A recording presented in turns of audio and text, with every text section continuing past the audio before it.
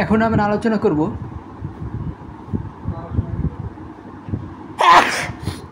ইকবাল ও নজরুল এবং রোকেয়া তসলিমা নাসরিনের মধ্যে তুলনা করব যে ইকবাল যত পড়াশোনা করেছেন রবীন্দ্রনাথের থেকেও বেশি, বঙ্কিমের থেকেও বেশি। তিনি যখন পিএইচডি করেছেন তাকে তো জার্মানরা টেস্ট করেছিল, মানে জার্মান দর্শন, ব্রিটিশ দর্শন, ফ্রেঞ্চ দর্শন সব ভুলে খেয়ে নিয়েছিলেন ওই সময়, এবং তারপরেও তিনি সারা জীবন পড়াশোনা করে গেছেন ইকবাল। তো আর নজরুল গরিবের ছেলে ছিল, পড়াশোনার সুযোগই পাননি, রুটি বেলতেন, তারপরে ইয়াতিম মানুষ ছিলেন, তো ইয়াতিম মানুষ, বাপ নাই। তো এই নজরুল ইসলাম তিনিও ব্রিটিশ বিরোধী ছিলেন, ইকবালও ব্রিটিশ বিরোধী ছিলেন। তো নজরুলের থেকেও ইকবাল বেশি ব্রিটিশ বিরোধী ছিলেন এবং অনেক গভীরভাবে ব্রিটিশ বিরোধী ছিলেন ইকবাল। কিন্তু ইকবালকে ব্রিটিশরা দিল সার উপাধি আর নজরুলকে দিল জেলে। কারণ কি? কারণ নজরুল যে কথাগুলো বলতেন তার বেশিরভাগই র্যান্ট, মানে ভারাস, যেটাকে বলে মনের দুঃখ দুর্দশা কোনো চিন্তাভাবনা ছাড়াই বক বক করে যাওয়া, এটাকে বলে নজরুল। নজরুল কিন্তু অত পড়াশোনা ছিল না। নজরুল নিজেই বলছেন, তার সমালোচনায় বলা হচ্ছে, পরে না কেউ বই বয়ে গেছে ওটা, কেউ বলে বউয়ে গিলিয়েছে গোটা। তো নজরুল মানে অনেকে থেকে বেশি পড়েছেন, কিন্তু তার সময় যে ইকবাল এবং রবীন্দ্রনাথ এদের যে ব্যাপক পড়াশোনা, সেই তুলনায় নজরুলের পড়াশোনা অতটা ছিল না। এখন আসি যে নজরুল থেকে কিন্তু বেগম রোকেয়ার পড়াশোনাটা বেশি ছিল, এবং বেগম রোকেয়ার থেকে রবীন্দ্রনাথ 19 বছরের বড়, আর নজরুল থেকে বেগম রোকেয়া আবার 19 বছরের বড়। তাহলে এই বেগম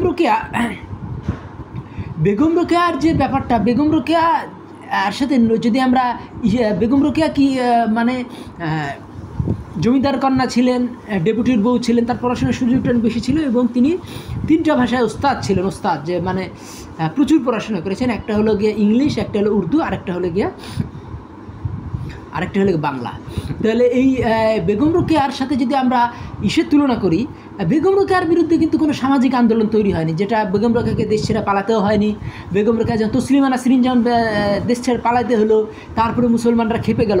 কিন্তু বেগম রোকেয়া যে উর্দু জানতেন, যে শিকাগো ট্রিবিউন পত্রিকার বা সে ওইসব পত্রিকাগুলো, শিকাগোর, আমেরিকার পত্রিকা, ইংল্যান্ডের পত্রিকা, ইংলিশ পত্রিকাগুলো পড়া, তার অনুবাদ কইরা, সেগুলো কিন্তু মানে পুরুষরা যেগুলো পারতো না, মেয়ে হিসেবে তিনি পারতেন। তো কাজী আব্দুল ওয়াদুদ তিনি রবীন্দ্রনাথ আর ইকবালের মধ্যে একটা কনফিউজ ছিলেন, এই দুই জ্ঞানীকে নিয়ে বোঝার চেষ্টা করছিলেন। কাজেই কাজী আব্দুলের অনেক পড়াশোনা ছিল, তিনি বুঝতে পেরেছিলেন যে সমসাময়িক যারা ছিলেন, মানে এই কাজী ইমদাদুল হক, তারপরে এই নাম কি বলে কায়কোবাদ বা মীর মোশাররফ হোসেনের থেকে বেগম রোকেয়ার পড়াশোনা অনেক ব্যাপক ছিল। কিন্তু এই জিনিসটা বুঝতে হবে যে বেগম রোকেয়া কিন্তু উর্দু জানতেন প্রচুরভাবে, এবং তসলিমা নাসরিন যে অর্থে নারীবাদী, বেগম রোকেয়া সে অর্থে নারীবাদী না। এর কারণও স্পষ্ট, কারণ বেগম রোকেয়া এই পুরুষবাদী উর্দু সভ্যতা সম্বন্ধে ভালোভাবে জানতেন, এবং তারপরে যে জার্মান সভ্যতার প্রভাব ইকবালের মাধ্যমে আসছে সেটা সম্বন্ধেও তিনি জানতেন। তো কাজেই বেগম রোকেয়া কখনো ধর্মবিরোধী ছিলেন না। কাজেই এই বেগম রোকেয়া কিন্তু ঈশের থেকেও বেশি নারীবাদী, এটা বুঝতে হবে যে তসলিমা নাসরিনের থেকেও বেশি নারীবাদী, কিন্তু নারীবাদের জন্য তার বিরুদ্ধে সংগ্রাম হয়েছে তসলিমা নাসরিনের বিরুদ্ধে, এটা ঠিক না। তসলিমা নাসরিনের বিরুদ্ধে সংগ্রাম হয়েছে তিনি ধর্মবিরোধী, আর ধর্মবিরোধী হওয়ার একটা অন্যতম কারণ তসলিমা নাসরিনের তিনি কলকাতামুখী, আর কলকাতায় ভারতের সবচেয়ে জ্ঞান গরিমার দিকে এখন কম। কারণ কি? কারণ এই কলকাতা শহরটা ব্রিটেন এবং ফ্রান্সকে, যার কলোনিয়াল পাওয়ার, তাদেরকে ফলো করে। আর বাকি ইন্ডিয়ার যে বড় বড় শহরগুলো যদি ধরি, পাটনা ধরি, হায়দ্রাবাদ ধরি, করাচি ধরি, তারপরে এই ব্যাঙ্গালোর ধরি, তারপরে এই যে নাম কি বলে এই লখনউ, দিল্লি, লাহোর, এগুলো সব কিন্তু জার্মান দর্শনকে তারা টপ মনে করে। তাহলে এই যে বেশ কয়েকটা বড় বড় শহরের নাম করলাম, তো এই বড় বড় শহরের মধ্যে ঢাকার কলকাতায় কিছুটা কলকাতামুখী বা ব্রিটিশমুখী, আর বাকি যে বড় বড় শহর আছে ভারতবর্ষের, সেটা লখনউ হোক, দিল্লি হোক, হায়দ্রাবাদ হোক, আর মুম্বাই হোক, আর এই ব্যাঙ্গালোর হোক, আর করাচি হোক, আর লাহোর হোক, এইগুলো সবগুলোই জার্মান দর্শনকে তারা টপ মনে করে, জার্মানির দিকে তার মুখটা ফিরে আসে। তো এই জিনিসটা আমাদের খেয়াল করতে হবে। যেমন ইকবাল একটা লেখায় লিখেছিলেন যে মিশরের পিছন দিকটা হলো গিয়ে আফ্রিকার দিকে, আর সামনের দিকটা হলো আরবের দিকে। তো এই জিনিসটা আমাদের খেয়াল রাখতে হবে যে একটা জাতির সামনের দিক কোনটা, পিছন দিক কোনটা। আমাদের সামনের দিকটা হলো কলকাতা, কিন্তু ওদের বা আমাদের সামনের দিক হলো কোথায় ইংল্যান্ড বা ফ্রান্স, কিন্তু ঢাকা কলকাতার, কিন্তু বাকি শহরগুলো যেখানে বিরাট বিরাট মুভি হচ্ছে, 200 কোটি বাজেটের মুভি হচ্ছে, বিশেষ করে হায়দ্রাবাদ এবং ব্যাঙ্গালোর, হ্যাঁ, এবং নাম কি বলে এই যে আরও বড়ো শহর যেগুলো মুম্বাই, ঠিক আছে, এরা কিন্তু অনেক অনেক বাজেটের মুভি করছে, 1000 কোটি টাকার উপরে বিজনেস করতেছে। তাহলে এইগুলো কি হচ্ছে, এগুলো অনেক ডেভেলপড, কারণ কি সেখানে পরিশ্রমের গান আছে, সেখানে হৃদয়ের কথা আছে, হার্টের কথা আছে। যে ব্রিটিশ ফ্রেঞ্চ দর্শনের সমস্যা কি, এখানে শিয়ালের বুদ্ধিকেই প্রাধান্য দেওয়া হয়েছে, মুসলমানের হার্টের কথা বলা হয়নি, ব্রিটিশের যে শিয়ালের বুদ্ধি এইগুলোকে প্রাধান্য দেওয়া হয়েছে। তো আমরা যেটা নিয়ে কথা বলছিলাম যে বেগম রোকেয়া কিন্তু এই বিষয়গুলো জানতেন, ফলে তার যে ডিসিপ্লিনের দিকে তার আগ্রহ ছিল প্রচণ্ডভাবেই। তিনি কিন্তু এই ইসের মধ্যে নজরুলের প্রভাবটা খুব বেশি। নজরুল নিজে মূর্খ, আর তাকে যে ফলো করতেছে যে তসলিমা নাসরিন, তিনিও মূর্খ। তো কাজে তসলিমা নাসরিন যে বিদ্রোহ করছেন, সেই বিদ্রোহ কিন্তু বেগম রোকেয়ার মধ্যে নাই। বেগম রোকেয়া কিন্তু একটা স্কুল চালাতেন, তিনি প্রায় 20 বছর একটা স্কুল চালাইছেন। তো স্কুল চালানোর ফলে তিনি তার নিজের সেখানে স্কুলের প্রিন্সিপাল ছিলেন, সেই স্কুলের প্রধান ছিলেন। তো তিনি ডিসিপ্লিনের মর্মটা বুঝতেন, কিন্তু আমাদের নজরুলও ডিসিপ্লিনের মর্ম বোঝেন নাই, আর আমাদের তসলিমা নাসরিন ডিসিপ্লিনের মর্ম বোঝে নাই, ধর্মের মর্ম বোঝে নাই, জার্মান দর্শনের মর্ম তসলিমা নাসরিন বোঝে নাই। ফলে যে জার্মান যে আইডিয়ালিজম, সেটা কিন্তু তসলিমা নাসরিন তার মধ্যে ছিটেফোঁটা ছাপও পাওয়া যায় না। তাহলে এখানে আমাদের বুঝতে হবে যে সমস্যাটা, যেমন ইকবাল বারবার বলতেছেন যে সারমা শব্দের দিদায় নাম না, তোমার দৃষ্টিভঙ্গি হলো তোমার পুঁজি। তো এই যে তোমার যে দৃষ্টিভঙ্গি কান্নাকাটি হয়, যে সারমায় দিদায় নাম নাক, মানে তোমার পুঁজি হলো গিয়ে কান্নাকাটি দৃষ্টিভঙ্গি। তো এই নজরুল এবং তসলিমা নাসরিনের দৃষ্টিভঙ্গি অনেকখানি নেগেটিভ, যেখানে এই নাম কি বলে ইকবাল এবং ইসের দৃষ্টিভঙ্গি অনেকখানি পজিটিভ, ইকবাল এবং বেগম রোকেয়া। তো কাজে ইকবাল এবং বেগম রোকেয়ার সাথে আমরা তুলনা করতেছি নজরুল এবং তসলিমা নাসরিনের। তো এই জিনিসটা আমাদের বুঝতে হবে যে নজরুলের থেকে বেগম রোকেয়ার, নজরুলের থেকে এই ইসের পড়াশোনা অনেক বেশি ছিল, ইকবালের পড়াশোনা অনেক বেশি ছিল। যদিও ইকবাল ব্রিটিশ বিরোধিতায় অনেক বেশি বিরোধী ছিলেন, ব্রিটিশ বিরোধী, কিন্তু ব্রিটিশরা ইকবালকে দিল স্যার উপাধি আর নজরুলকে জেলে ভরলো। কারণ কি, নজরুল যে কথাগুলো বলতেন সেগুলো বই পড়ে বলতেন না, সেগুলো সেই জার্মান দর্শন তার পড়া ছিল না নজরুলের, ফলে তাকে জেলে দিল। কারা জেলে দিল? এই ব্রিটিশ। এবং সেখানে বসে তিনি অনশন শুরু করলেন, আবার ছেড়েও দিল। কিন্তু ইকবাল যে এত সমালোচনা করছেন এই ইসের ব্রিটিশের, কিন্তু ব্রিটিশরা তাকে একদিনের জন্য জেলে নেয়নি, উল্টা তাকে স্যার উপাধি দিল। কারণ কি, তার যে পুঁজি ছিল, তার যে বই পড়া ছিল, জ্ঞান ছিল, যে পুঁজিটা, নজরুলের সেই জ্ঞানটা ছিল না। নজরুল ইকবাল যে ব্রিটিশ সমালোচনা করতেন কোথা থেকে? জার্মান দর্শনের ভিউ পয়েন্ট থেকে তিনি ব্রিটিশদের সমালোচনা করতেন। বলতেন যে এরা ইবলিশকে পূজা করে, এরা ইবলিশের নিজামে বিশ্বাস করে, ইবলিশের বিধানে বিশ্বাস করে।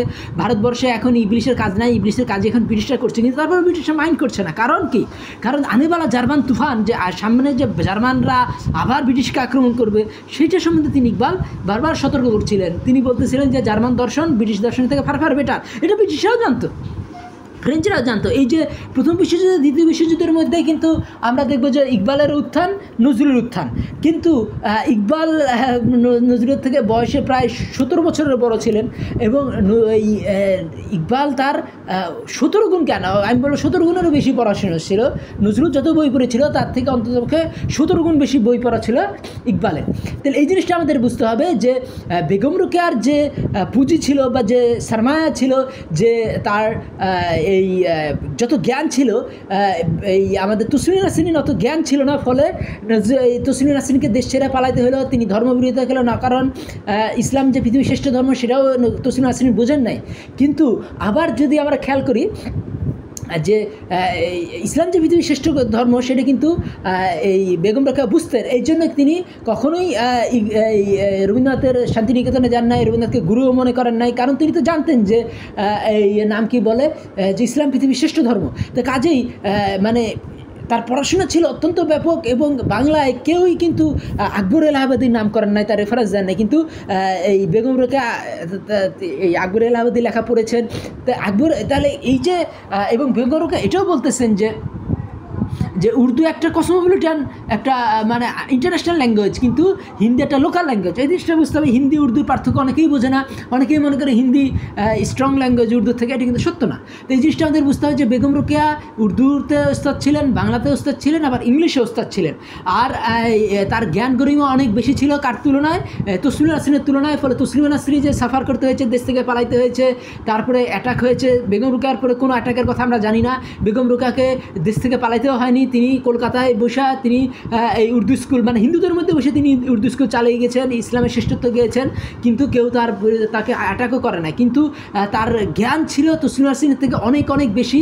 আবার ইকবালেরও জ্ঞান ছিল নজরুলের থেকে অনেক অনেক বেশি। কাজেই নজরুল যে জেলে গেছে, নজরুলের বইগুলো বাজেয়াপ্ত হয়েছে, কিন্তু ইকবালের একটা বই একটা কবিতাও কিন্তু বাজেয়াপ্ত হয়নি। তো ইকবালকে বার্ট্রান্ড রাসেল পর্যন্ত শ্রদ্ধা করতে বাধ্য হতেন। বার্ট্রান্ড রাসেল এবং ইকবাল দুজনেই একই কেমব্রিজ থেকে পড়াশোনা, দুজনের গুরু একই, হোয়াইট হেড এবং ম্যাকটেগার্ড দুজনেরই গুরু ছিলেন। ইকবালের গুরু ছিলেন, আবার বার্ট্রান্ড রাসেলের গুরু ছিলেন। কিন্তু বার্ট্রান্ড রাসেল ইকবালের কখনোই সমালোচনা করার সাহস পাননি। বার্ট্রান্ড রাসেল ভালো করেই জানতেন যে ধর্মীয় গ্রাউন্ডে ভারত পাকিস্তান ভাগ হয়ে যাবে হয়তো। তাহলে এই যে বার্ট্রান্ড রাসেলের যে পড়াশোনা আর ইকবালের পড়াশোনা আর রবীন্দ্রনাথের পড়াশোনা, সেই ধরনের পড়াশোনায় কিন্তু রবীন্দ্রনাথ একটা সমস্যা হলো যে রবীন্দ্রনাথ জার্মান দর্শনের পক্ষে বলেননি, যারা রবীন্দ্রনাথের মধ্যে সেই মুনাফিকি ছিল। উল্টা নজরুলের বিরুদ্ধে রবীন্দ্রনাথ কাদেরকে লেলাই দিয়েছিলেন? এই শনিবারের চিঠির সমালোচনা কিন্তু কখনোই রবীন্দ্রনাথ করেন নাই, যেটা শরৎচন্দ্র চট্টোপাধ্যায় করেছেন। কিন্তু শনিবারের চিঠি কী ছিল? এই গালাগালি, অজস্র গালাগালি এবং কবিতার প্যারোডি করা, যেটা শরৎচন্দ্র বলেছিলেন যে যারা ভারতবর্ষের ভবিষ্যৎ নেতা হবে তাদেরকে এ ধরনের সমালোচনা করা যৌক্তিক না। কিন্তু আজ সত্যি তারা ভারতবর্ষের বর্তমান নেতা হয়েছেন, নজরুল বলেন, যাই হোক। কিন্তু আমাদের বুঝতে হবে যে এই শেরের পুরো শের আছে, মানে জ্ঞানের পুরো আরও বেশি জ্ঞান আছে। নজরুলের থেকে ইকবাল অনেক বেশি জ্ঞানী ছিলেন, তসলিমা নাসরিনের থেকে এই বেগম রোকেয়া অনেক বেশি জ্ঞানী ছিলেন। তো কাজে আমরাও যদি সেভাবে জ্ঞান হয়, তখন কি আমাদের বর্তমান জীবনের দুর্দশাও দূর হবে এবং জাতিকে আমরা প্রকৃত ডিরেকশনও দিতে পারবো। তো কাজেই শুধু নজরুল পড়লে হবে না, আমাদের বেগম রোকেয়াও পড়তে হবে। বেগম রোকেয়ার মধ্যে যে জ্ঞান আছে, যে উর্দুর প্রতি তৃষ্ণা আছে, সে উর্দু আমরা শিখবো, তামিল তেলুগু শিখবো, জার্মান শিখবো, শুধু ইংলিশ পড়লে হবে না। এবং শিখবো মানে কি, অনেক ক্ষেত্রে ওদের ট্রান্সলেটেড বইগুলো পড়বো, তাহলে কী হবে, ওদের দর্শনটা বোঝা যায়। যেমন ইকবাল যখন জার্মানিতে তিনি রিসার্চ পেপারটা সাবমিট করেছেন, ইংলিশে সাবমিট করেছেন, তাকে জার্মান ভাষায় সাবমিট করতে হয়নি। তো কাজে ইকবাল বারবার বলতেন যে পাত্রটা বিষয় না, তার মধ্যে যে সুরাটার বিষয়। তো কাজেই ল্যাঙ্গুয়েজটা বিষয় না, তার জ্ঞানটা বিষয়। তো জ্ঞানটা যদি ইংলিশই যদি আমরা খুব ভালো করে শিখি, যদি আমরা আকবর আলী আবাদি, হুসাইন আজাদ, আলতাফ হোসেন হালি, ইকবাল, শিবলি নোমানি এই বইগুলো পড়ি এবং এদের সাথে রবীন্দ্রনাথ, বঙ্কিম, মাইকেল, মধুসূদন দত্ত, তারপর বিদ্যাসাগর, এদের তুলনা করতে পারি, তখন কী হবে, বাঙালিও কিন্তু ইন্টারন্যাশনাল হয়ে উঠবে। জার্মানদের যে বিশেষ করে হাইনে এবং গেটের সাথে আমরা যদি ফরুক আহমেদ, তারপরে এই যে নাম কি বলে এই মীর মোশাররফ হোসেন, তারপরে রবীন্দ্রনাথ, তারপরে বঙ্কিম, এদের তুলনা করতে শিখি, তখন বাঙালি কী হবে, সায়েন্সে তামিলদের মধ্যে 3টা নোবেল প্রাইজ পাবে, 200 বাজেটের মুভি করতে পারবে, মুভি করতে পারবে। আমার কথাগুলি ভালো লাগলে আমার চ্যানেল সাবস্ক্রাইব করুন, লাইক বাটন ক্লিক করুন। ধন্যবাদ।